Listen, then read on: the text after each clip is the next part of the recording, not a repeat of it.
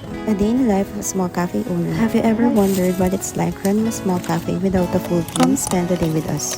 Our day starts long before we unlock the doors. Since dalawa lang kami, we have to make sure everything is ready before our first customer arrives. First things first, restocking. We make sure our ingredients are replenished, properly stored, and ready to use. So we never run out during the day.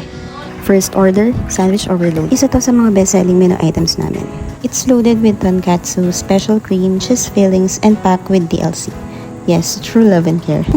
Char, it's the lettuce, tomatoes, and cucumber. All at an affordable price. Meron din tayong rice meals. Nakabento packaging sila kapag takeout. May kasama na siyang veggies and egg. Order to sa page for delivery. So every meal made fresh upon order. So it takes a little extra time, but we promise it's worth the wait. Every order is packed with care, hot, fresh, and ready to go. Turnover muna tayo sa bar. Isa naming customer nagpa-promote din ng business niya. If you're looking for a video setup for any occasion, check them out. Nag-iwan si tatay ng flyers para sa kanyang video rental business. Let's continue supporting small businesses together.